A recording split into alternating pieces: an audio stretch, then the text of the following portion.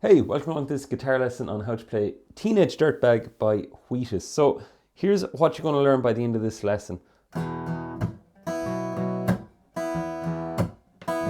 Do the intro, then we've the teenage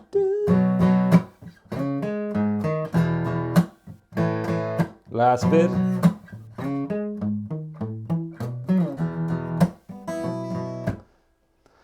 If you're looking at it going, oh man, that looks tricky, don't worry, I'm going to break it down so it's going to be made as simple as possible. And I've also done some searching online and I found an accurate chord and lyric sheet with the tab. But I know that with sometimes finding the tab doesn't mean you could miss out on some of the finer details. So we're going to get into it. My name's Dave, I'm from the School of Guitar, and most of all, I just want you to enjoy this lesson. And we'll begin with the intro. Okay. And if you want to download this for your own collection, there's a link below this video, or it should pop up right about here. So we'll begin with the 0, 2, 2 and the X's. Okay, so looking at those, that is simply this shape here. Like an E minor. And next thing you're going to do then is you're actually going to get the two zeros there that you see next. And you're going to pick those at the same time. The X that you see between the X is here and that's what we're starting with. And by the way, on my notes as well, on the download, you'll get all the little edits. So this is what I'm playing here. I'm going.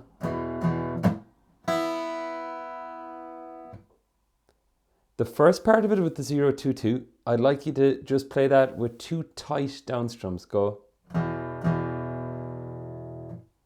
The X we'll get to in a minute, but the 0 and the 0, if you could pick that with an upstroke, so it goes like this.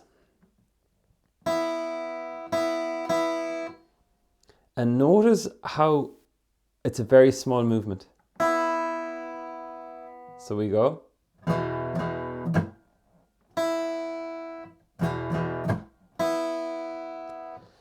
Now that X, let's talk about it. So you're going to get your this, and then with your ring and your pinky, just rest the fingers on the strings and do a light down strum. All these are small movements.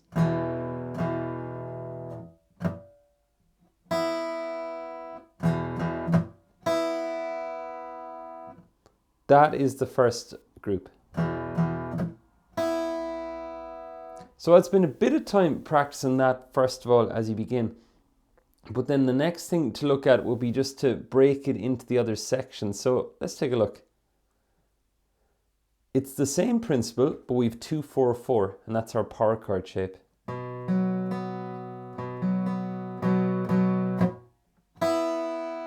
I play those with 2 downs. For the X's then, I just relax my hand and I go down, a small down, and then I do an up strum. I'll do that in here.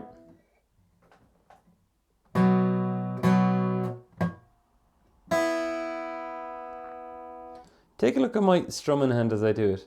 2 small movements. Then I relax this hand. A down, then. And I'm still relaxed, but I'll lift my chord hand. Watch the movement. I lift it to make some clearance. And I go up.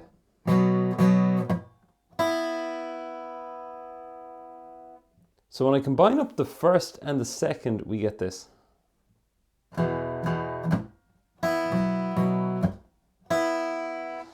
It's fairly tricky if you're not used to it. I even fluffed it myself a bit as I was working it. So on the prep, right? So now those are the first 2 that we had. I want to draw your attention that the third chord is the same.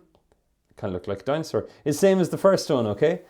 And finally then we get the last one here, right? So the last one is the same type of shape as this one, just moved up a string. Let's take a look at it. The last one will go like this.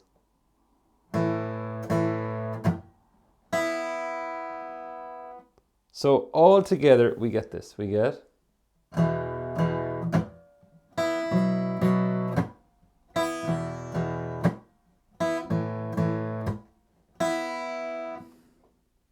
bit of fluffing, no harm. So that's the main part for the intro, and I'm actually going to label these with chord names now. It's very useful when you're learning a chord or an intro that you try and add more meaning onto it by trying to figure out what chords it represents. Here's why. Take a look at this here. You see here, there's nothing too much written. But if we label this as an E, this one, we label this one as a B, and when I'm saying this one, I'm talking about this amount. The next one is a B, that one's an E again, and this one's an A. Well then, when we move down to the verse, you'll see that we can continue playing the same thing. E, B, E, A. Okay, so the reason that's important is because if you didn't know that, you could get to the verse and go, oh, E chord, so her name is Noel, I have a dream about it. It works, but it doesn't sound I have a dream about a sheep. See what I mean? So that adds some meaning onto it. So the good news is that means that what you worked on for the intro, look at all the verse that it covers. Basically, you're going to play the intro thing 3 times. E, B, E, A, E, B, E, A, last time E, B, E, A. Now, this is one part I want to show you. The final 2 lines ahead of the chorus go as follows, right? So what we'll do for that is, just give me 1 sec. Okay, so the final 2 lines of the chorus, you're going to take your power chord shape that you had for the B, slide it up 2 frets, and leave it there. And you're going to go. So it's the same thing, see that? And do your little movement. See my hand lift as well, that might have caught your eye. And then we move down for the A, and watch what I'm going to do. I just lifted off my index, and I brought those 2 down to here.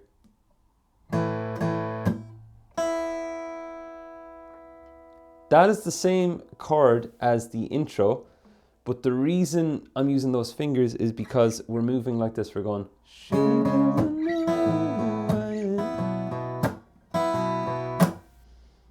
Did you notice the way that it allowed me to move quicker back up to the B? So the 2 lines ahead of the chorus go.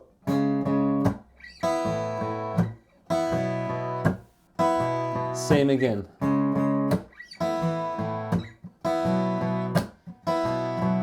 And that brings us into the chorus. Now, one little thing, that chord, Best You by the Foo Fighters is using that one as well. If you're looking to get kind of sidetracked after this. But I don't have a lesson for it, unfortunately. Not yet anyways. So what I want to do is I want to bring you into the chorus. Now just take a second to look through that. So we get chorus 1. The chords will look familiar.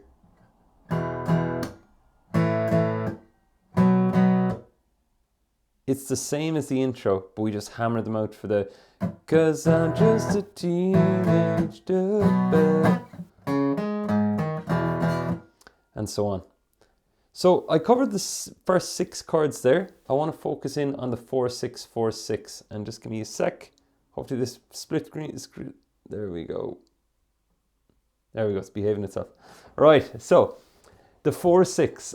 What you're going to do is get the 4th fret on the A string, 6th fret below it, which is kind of like a power chord shape in itself. Then you move both those up a string and do 4-6. So we get.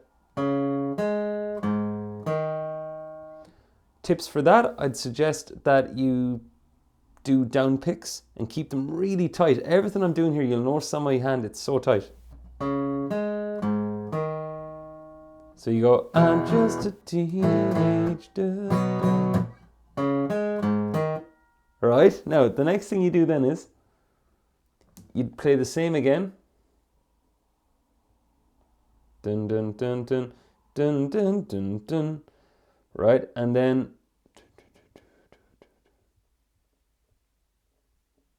okay. So what you're going to do here, this bit here, you can play that twice. And then you do this tail at the end. Right? So you play the entire line twice. But what I'm going to do is I'm going to play it as if it's our second time playing it.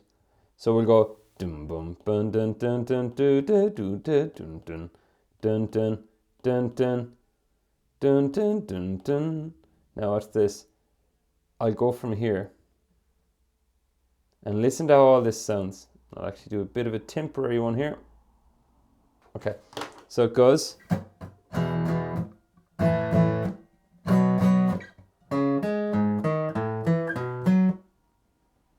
Play that again. It's the same shape. Up we go. Then travel up a fret. Up 2 frets. And I pick all downs. Right, so then you're back. And another way you can do that if you wish is use your middle and your ring finger to pick the... Right, but that's for another day. Right, so now, that's all your chorus. And again, because we were saying earlier about just the idea of labeling them. So, are you playing along? Let me know. Drop me a comment below. I always love talking to new people in my audience, so definitely let me know. So you have E, A, we have B, and that's your C sharp minor is kind of written here. G sharp minor is written here. Right, so when you see C sharp minor here, that's what that means. When you see G sharp minor, that's what they're talking about. Another useful use case for that is, that kind of means now in another song, if you saw a C sharp minor written or a G sharp minor, now you have 2 cool things you can play over it. So you're not just getting the song, you're getting what chords are in it and how the little things match to chords. And those chords are in other songs, so the little thing can match to other songs. And that is the wonder of guitar, right? So now, that's fine, we've done the chorus. Then we're back to the instrumental. That's your intro, basically. And remember to grab this as well. You'll find it below. You just have to pop in your email. I will not spam you, I promise. Oh geez, bad word. Woo! But basically, you'll get that on the tab, and there's like over 80 other songs in my song library as well, and it's totally free. And I actually send you some tips. Depending on what you're struggling with at the minute, you get some special emails with extra tips and tutorials to do with that area. So if you're struggling with finger picking or bar chords, or whatever it is you're struggling with, you get some cool tips for that. Now, her boyfriend's a douche, we'll say. That's all the same. Verse 2 is all the same. Chorus 2, it's the same again. So that means we're basically onto the bridge now, and we're getting towards the end. So the bridge. I just want to draw your attention to this bit here. That she doesn't know what she's missing. We're going to start with that, because that's the exact same. She doesn't know what she's missing. Same 4. Right, now the other part then, we have an E chord, it's just an open E, and we have an A sus2, which sounds like this. So this is our E, A sus2.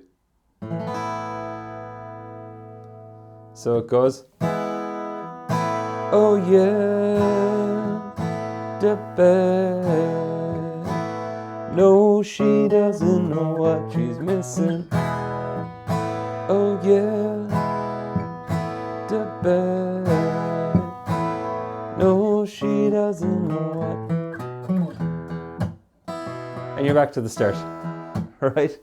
So that's all the bridge. Now, what I want to draw your attention to next is the instrumental is the intro, as we've discovered. Verse 3 is coming up, and that's fine. That's the same. Now, chorus 3 possibly pluck certain notes. I'm going to say we definitely do something different here. Right, the 2 Tickets to Iron Maiden, Baby. This is basically the chorus, but the difference is you're going to go like this. Your strumming hand is going to go. So you hold it tight and only pick 2 to 3 strings. You play 4 of those. You move down a string, so that's your E, down a string. 4 of those. 4 of these.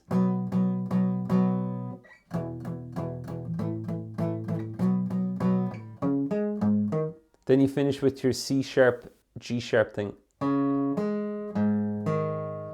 Okay. Meet me Friday, don't say maybe. So like the chorus. Teenage Dirtbag, baby like. Then. Do do do do do do. Oh yeah. And you're back to the other part again, the bridge again, which we've covered with the E and the A sus2 there. Now, then we'll get to the outro and then we have the whole thing done. So as I said, listen, you get all this. Somebody else created this. They get all the credit. All I've done is I've taken it and it's up there anyways. The original is there. And I just said I'd break down the teaching of it so it'd be easier for you. So please download it. And plus you get some cool tips as well. Now, last bit. Okay, the outro.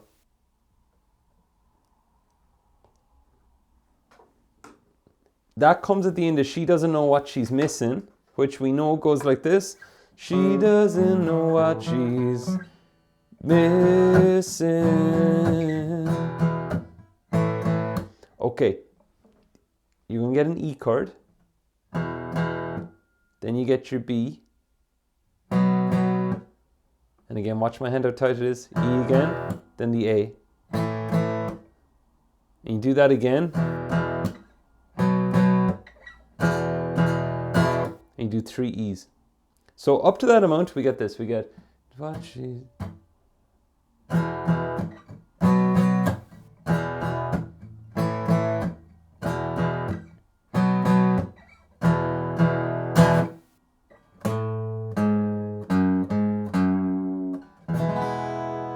It's always good to end it well. Okay, so 5th fret on E, 4th, 2, 4, 2, then just your E chord. So.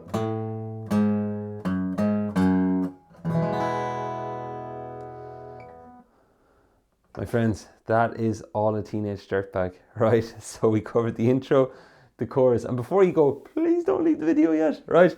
I know how tempted it is to like go off and get the download or go off and whatever's on your thumbnail sidebar just to click it, because people usually look surprised and try and get your attention. So I want to say, if you have any questions on it, please ask. Okay, I'm happy to help, and you're very welcome to the channel if it's your first time. And lastly, I'll say just be sure to hit the download. You'll get access to that. And there's some other cool old songs as well, since this is a Throwback Thursday lesson. I think I've done over 30 of them so far. So sure hope you enjoyed it, and I'll chat with you either in the comments or via email, and hopefully see you inside the School of Guitar. Thanks for watching.